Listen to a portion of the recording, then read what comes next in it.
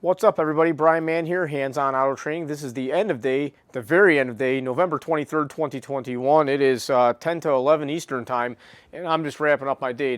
Guys, I had a pretty busy day today. I had a job that threw me a curveball a little bit that was very interesting. I mean, I had a good time figuring this one out, and it's very interesting what was going on there. So that's one of the longer segments of today's video. But the reason it was so late today is I was teaching my basic electrical class, or essential electricity for automotive technicians, tonight at a shop, and we had a good time learning about some basics. It's always fun when we can share what we know with some newer technicians and younger techs that want to learn, and also seasoned techs that enjoy learning more or just rehashing the basics. Now, today started out with a 2018 Dodge Grand Caravan, had a replacement transmission.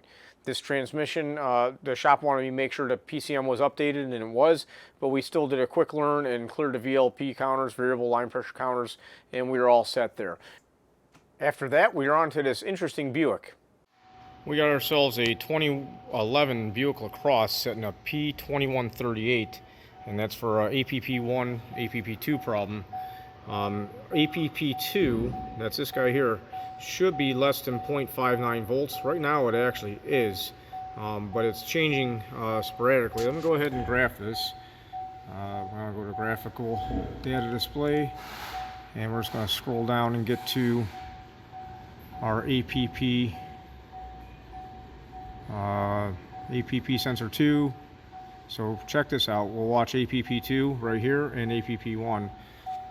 And I found this section of the harness. I thought it was going to be in this connector here, but that doesn't seem to be what's going on. I thought it'd be in this. This is connector X108. But if you watch, what I'm doing is grabbing this harness right here. I'm going to push it towards the back of the vehicle. Let me see if I can get it to act up again. As I was pushing this section back to the back of the vehicle before I could get this to change. 0.67, 0.65. I pull it back and forth. There we go, 0.7. We saw that little blip in there, so we're getting something to change in our circuit that should not be changing. Now, what I really feel the problem probably is, if it's being high when it should be low, we're probably having a voltage drop in this circuit right here. Here's our accelerator pedal position sensor. I do have a voltmeter inside to see what we're reading there. And you can see we're on the floor here. We're reading 0.61 volts. I got my light in the wrong spot for you guys. There you go. Probed into that wire, APP2, 0.614 is what we're reading right there.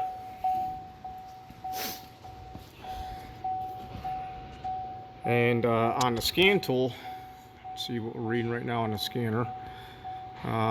Actually, APP2 is reading a little bit low, 0.59 right now. So we have a difference in voltage between the scanner and that sensor, which could be in the wiring, but usually when the sensor goes high, I've found it to be like something with the ground. So let me just wiggle this a second again, see if I can get it to act up.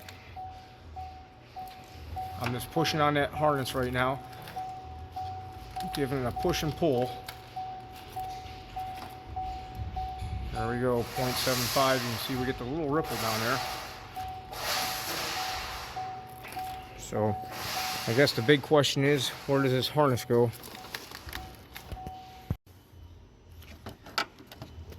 Digging a little bit further, I know I'm getting close. Check this out. I had it up to like 0.8 volts, 1 point something volts. So I'm going to try and separate these wires and be pulling on that. Check that out. We're getting closer.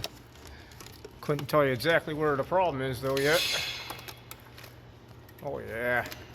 Sooner or later I'm gonna... Alright, it appears that we actually have battery acid leaking into multiple circuits right in here. We got all kinds of stuff going on. Now I want to show you something.